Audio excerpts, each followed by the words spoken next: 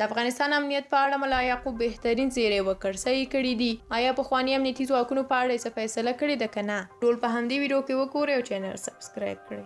د طالبانو د حکومت د دفاع وزارت سرپرست مولوي محمد یعقوب مجاهد قطر ته د 2 ورځني رسمي سفر وروسته د افغانستان د ملي ټلویزیون سره په مرکه کې ویلي دي چې قطري چارواکو ورته د قطر د دفاع وزارت او د طالبانو د دفاع وزارت ترمنځ د یو امنیتي تړون د لاسلیک کولو لپاره وړاندیز کړی او د تړون مسوده یې هم د غور لپاره ورته سپارلې ده. ښاغلي مجاهد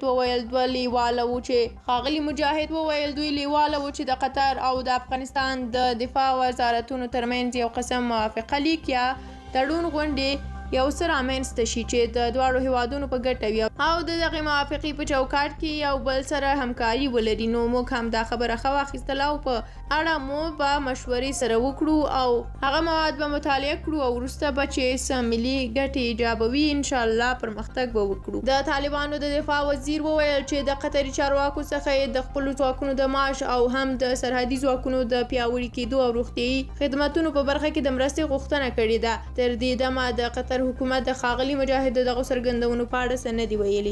د طالبانو حکومت چې نږدې 11 میاشتې وړاندې افغانستان کې بیا واک ته رسېدلی تر اوسه هیڅ کوم هیواد په رسمیت نه دی پیژندلی، خو د طالبانو حکومت قطر، روسیې، چین او څو نورو هیوادونو کې خپل ډیپلوماتان ګمارلي دي او هم د اروپایي ټولنې په ګډون روسیې، چین، ترکیې، پاکستان، ایران، هند او د منځنۍ اسیا څو هیوادونو کابل کې خپل سفارتونه پرانیستي دي. د نړیوالو اړیکو یو افغان کارپوه سید جواد سجادي وایي چې قطر د طالبانو د حکومت سره ښې اړیکې لري.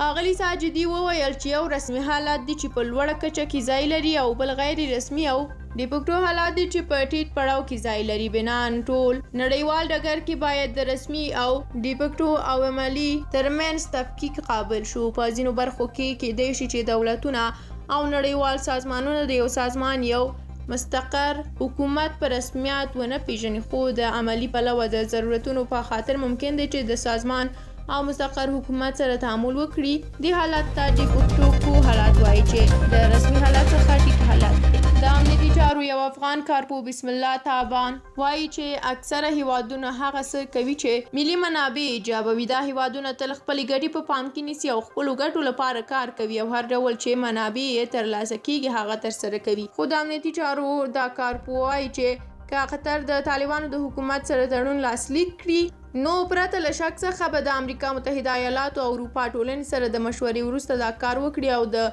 هغوی د مشورې پرته به دغسې اقدام ته زړه ښه نه کړي. قطر تر دې مخکې د کابل هوایي ډګر او څو نورو هوایي ډګرونو کې د خدمتونو د چمتو کولو د تړون د ترلاسه کولو هڅه کوله چې د طالبانو حکومت د قطر پر ځای د متحده عربي اماراتو د یو شرکت سره تړون لاسلیک کړ. طالبان د اوږدې مودې راهیسې په قطر کې سیاسي دفتر لري او په افغانستان باندې د واک د ترلاسه کولو وړاندې هم د طالبانو مشرانو په قطر کې د خپل سیاسي دفتر له لارې د نړیوالو سره اړیکې ساتلې.